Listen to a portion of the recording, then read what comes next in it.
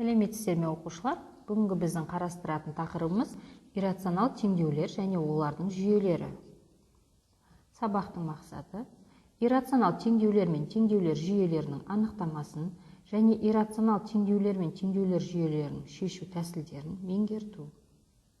Теңдеудің екі жақ бөлігін бірдей дәрежеге шығару және жаңа айнымал енгізу әдістерін есеп шығаруда пайдалану дағдыларын қалыптастыру. Анықтамасын беріп көрейік. Иррационал теңдеуде айнымалысы түбір таңбасының ішінде немесе бөлшек көрсеткіші дәреженің негізі болатын теңдеуді айтады.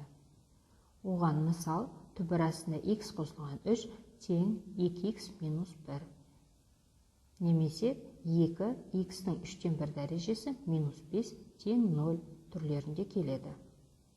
Құрамында иррационал теңдеуі бар жүйені иррационал теңдеулер жүйесі деп атайды. Иррационал теңдеулер жүйесін шығарған кезде рационал теңдеулерді және рационал теңдеулер жүйесін шешу тәсілдері қолданылады. Мысалы, оған мынадай түрлерді алуға болады. Түбір астында 3 дәрежелі x қосылған түбір астында 3 дәрежелі y тең 5-ке. Екінші теңдеуі x қосылған y тең 35-ке. Шешу тәсілдерін қарастырып көрейік. Иррационал теңдеулерді шешудің екі тәсілі бар. Бірінші, теңдеудің екі жақ бөлігін бірдей дәрежеге шығару тәсілі. Екінші, жаңа айнымалы енгізу тәсілі. Теңдеудің екі жақ бөлігін бірдей дәрежеге шығару. Иррационал теңдеулерді теңдеудің екі жағын бірдей дәрежеге шығару арқылы шешу үшін келесі алгоритмдерді қолданамыз. Бірінші, берілген иррационал теңдеуді түрлендіру арқылы келесі түрге келтіреміз. Түбір астында n-ші дәрежелі f от x тең түбір астында n-ші дәрежелі g от x. Екінші, теңдеудің екі жақ бөлігін n-ші дәрежеге шығарып, түбір астында n-ші дәрежелі f от x-тің n дәрежесі тең түбір астында n дәрежелі g от x-тің n дәрежесі түріне келеді. Шешу әдісі белгілі, f от x тең g от x теңдеуін аламыз. Үшінші, соңғы теңдеуді шешіп, табылған түбірлерді берілген теңдеуге қойып тексереміз. Төртінші, теңдеуді қанағаттандыратын түбірлерді теңдеу түбірлері деп атаймыз. Ал теңдеуді қанағаттандырмайтын түбірлерді теңдеудің бөгде түбірлері деп атайды. Жаңа айнымалы енгізу тәсілі. Кейбір жағдайларда иррационал теңдеулерді шешу кезінде жаңа айнымалы енгізу тәсілі күрделі иррационал теңдеуді қарапайым түрге келтіру мақсатында қолданады. Мысалдар қарастырып көрейік бүгінгі тақырыпқа. Түбір астында 4 дәрежелі x қосылған түбір астында 8 дәрежелі x минус 2 тең 0 теңдеуінің түбірлерін табайық. Берілген теңдеуді шешу үшін y тең түбір астында 8 дәрежелі x белгілеуін енгізіп, y квадрат плюс y минус 2 тең 0 теңдеуін аламыз. Алынған квадрат теңдеудің түбірін дискриминант арқылы табамыз.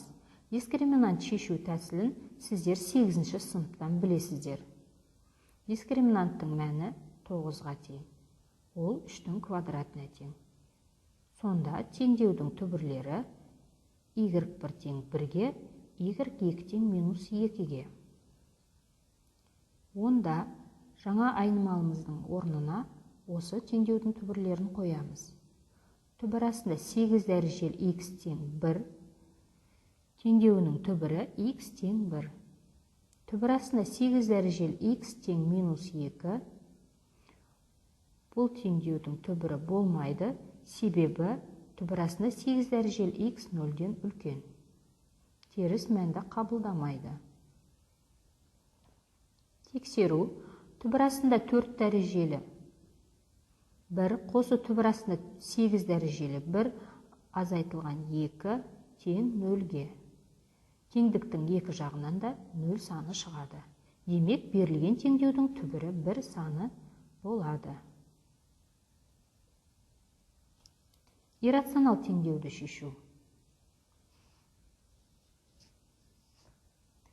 Түбір астында 2x қосылған 1 қосылған түбір астында x минус 3 тең 2 түбір астында x-ке. Осы теңдеуін шешу үшін теңдіктің екі жағын квадраттаймыз. Сонда мына түрге келеді. Түбір астында 2x қосылған 1 және түбір астында x минус 3-дің қосындысының квадраты тең 2 түбір астында x-дің квадратына. Енді теңдіктің екі жағын квадраттасақ, мына өрнекті аламыз. 2x қосылған 1 қосу 2 түбір астында 2x қосылған 1 көбейту түбір астында x минус 3 қосу x минус 3. Бұл теңдеу қайдан шығады? Яғни екі өрнектің қосындысының квадраты. Сіздер оны 7-ші сыныпта қысқаша көбейту формуласын өтіп кеттіңіздер. Теңдіктің оң жағынан 4x шығады. Енді өрнекті ықшамдасақ, мына түрге келеді. 2 түбір астында 2x қосылған 1 көбейтілген түбір астында x минус 3 тең x қосылған 2-ге. Шыққан өрнектің екі жағын тағы да квадраттаймыз. Сонда 4 жақшаның ішінде 2x қосылған 1, келесі жақша x минус 3 тең болады x квадрат қосылған 4x қосу 4.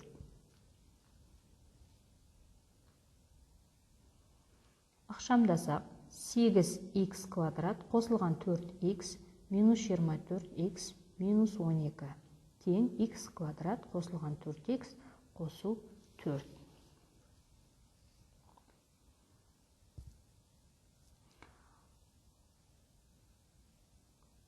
Көп мүшелерімізді теңдіктің сол жағына шығарамыз, нөлге теңестіреміз. Сонда ықшамдалған кезде 7x квадрат минус 24x минус 16 тең 0 түріне келеді. Бұл теңдеуді ары қарай дискриминант тәсілімен шығарамыз. Дискриминант 32-нің квадраты. Онда x1 түбірі 4-ке тең, x2 түбірі минус 7-ден 4-ке тең.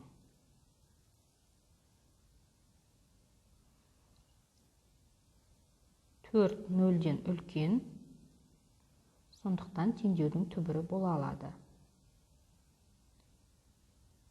Минус 7-ден 4 нөлден кіші, ол бізде анықталуы болса бойынша түбір астында x өрнегі бар болғандықтан x бізде тек қана оң сандарды қабылдауы тиіс. Сондықтан минус 7-ден 4 теңдеудің түбірі болмайды. Тексерейік. Түбір астында 2 көбейтілген 4 қосылған 1 қосу түбір астында 4 минус 3 тең 2 түбір астында 4. Теңдіктің екі жағы да 4 санын береді. Онда біздің жауабымыз дұрыс. Жауабы 4. Иррационал теңдеулер жүйесін шешуге мысал келтіріп көрейік. Түбір астында 3 дәрежелі x қосылған түбір астында 3 дәрежелі y тең 5-ке. X қосылған y тең 35-ке. Теңдеулер жүйесін шешейік. Ол үшін түбір астында 3 дәрежелі x тең a деп белгілейміз. Түбір астында 3 дәрежелі y тең b белгілеулерін енгіземіз. Сонда берілген теңдеулер жүйесі мынадай жүйеге көшеді. A қосылған b тең 5-ке, a-ның кубы қосылған b-ның кубы тең 35-ке.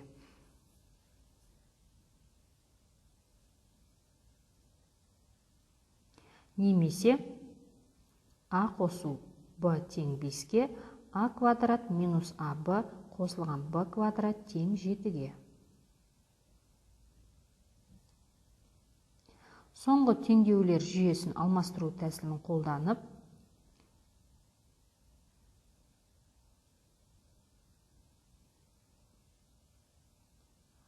b тең 5 минус a, осы келесі теңдеудегі b өрнегінің орнына 5 минус а өрнегін қойып шығамыз. Сонда біздің теңдеуіміз тек қана аның мәніне сәйкес келеді. Ары қарай өрнекті ықшамдасақ, а квадрат минус 15а қосылған 18 тең 0 түріне келеді. Бұл бізде квадрат теңдеу екенін білесіздер, онда оны дискриминант тәсілімен шығарамыз. Дискриминант бізде 9-ға тең, ол бізде 3-тің квадраты. Бірінші түбір 3-ке тең, А1, А2 2-ге тең. Енді осы мәндер арқылы b-ның мәнін табамыз. А-ның орнына 3-ті қойсақ, b-ның мәні 5 азайтылған 3 тең 2-ге. b2, яғни А-ның екінші мәнін А-ның орнына қойсақ, 5 азайтылған 2, онда b-ның екінші мәні бізде 3-ке тең. Осы мәндерді аламыз. Енді жаңа айнымалының орнына қоямыз. Түбір астында 3 дәрежелі x тең 2-ге, түбір астында 3 дәрежелі y тең 3-ге. Бірінші мәндерін қойып көрейік. Осы белгілеулерді ескеріп, x және y мәндерін табамыз. x1 8-ге, y1 27-ге тең.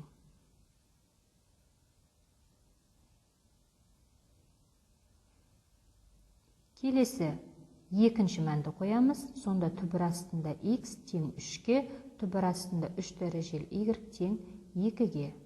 Онда x2 тең 27, y2 тең 8 шығады. Тексеріп көрейік. Бірінші x тең 8 болғанда y тең 27 болса, онда орнына қойсақ, түбір астында 3 дәрежелі 8 қосылған түбір астында 3 дәрежелі 27 тең 5-ге. Екінші теңдеуде 8 қосылған 27 тең 35-ге. Расында да біздің теңдеуімізді қанағаттандырады. Сондықтан бұл шешімдер теңдеулер жүйесінің шешімі бола алады. Екінші мәнді қойып көреміз.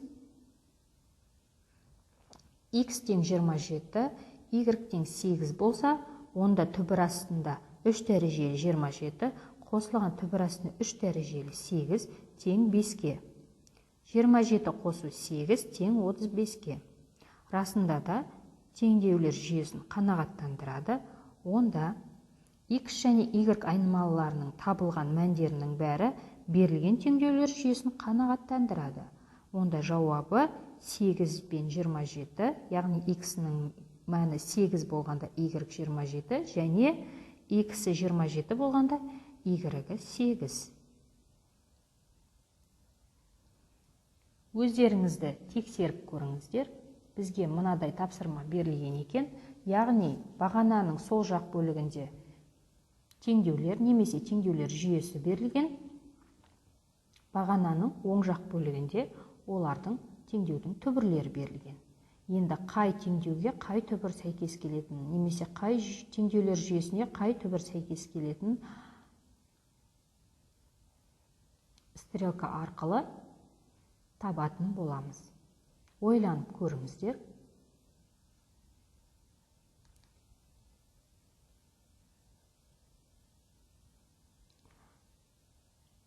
Бірінші теңдеуіміз x қосылған түбір астында 2x минус 4 тең 0 теңдеуінің шешімі не болды?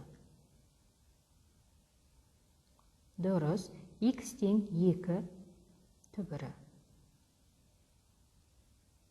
X минус түбір астында x минус 6 тең 0 теңдеуінің түбірі. X тең 9.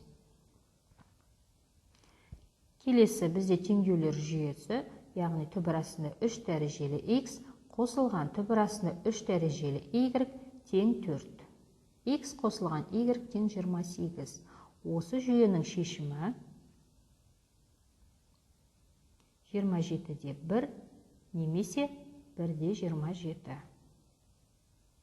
Онда келесі жүйеміздің шешімі түбір астында 3 дәрежелі x минус түбір астында 3 дәрежелі y тең 2 және x пен y-дің көбейтіндісі 27-ге тең. Онда қалған шешім осы жүйенің шешімі болып табылады. 1-де 81 және 81-де 1. Орнына қойып тексеріп шығыңыздар. Тыңдағандарыңызға рахмет. Сау болыңыздар.